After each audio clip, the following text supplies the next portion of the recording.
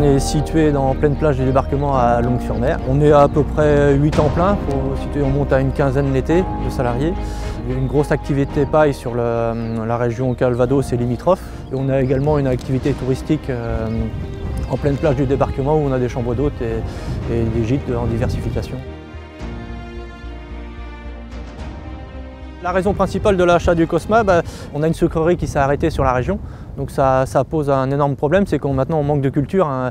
Les rotations sont courtes, on revient souvent avec les mêmes espèces, donc on se remet à refaire du maïs.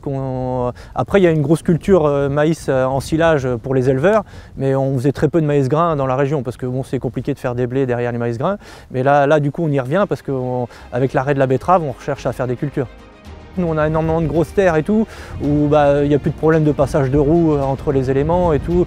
Donc ça, au niveau réglage profondeur, le principe combiné m'allait bien. Même si historiquement il y a une culture plus en décomposé sur la région. J'avais pas à racheter de trémie à l'avant, puisque j'avais déjà ma trémie avant, j'avais déjà la barre de rotation. J'avais juste à atteler le semoir derrière la barre. Donc économiquement ça passait bien. L'intérêt déjà de l'avoir en combiné, pour moi c'était de faire tout en un passage. En plus le début de chantier on est pas mal, tu passes pour la rotative, tu sèmes en même temps.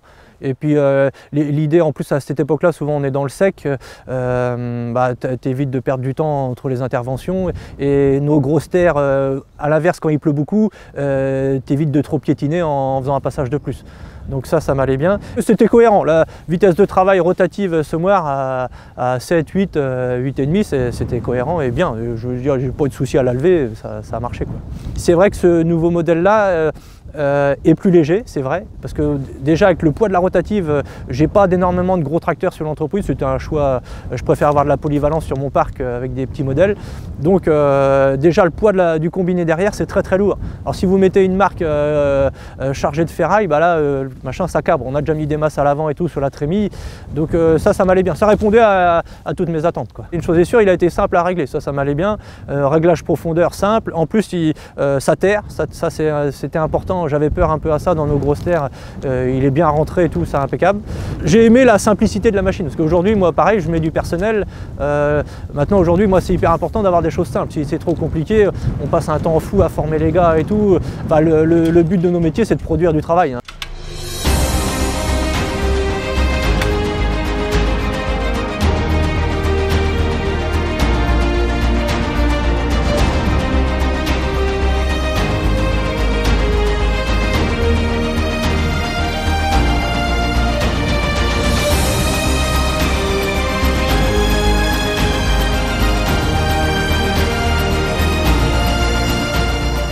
Les deux points essentiels pour moi, le fait qu'il soit bien intégré, ça c'est de la rotative avec le semoir, ça c'était bien, qu'il puisse terrer, ça c'était bien aussi, j'ai mis la profondeur que je voulais, et puis la simplicité de la machine.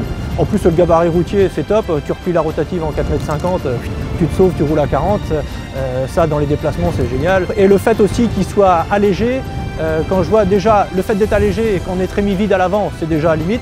Donc avec un outil encore plus lourd, ça aurait été encore plus compliqué. Donc ça, non, honnêtement, j'ai pas eu de point négatif de la machine. Après, j'ai pas un recul énorme, mais ça a répondu à mes attentes.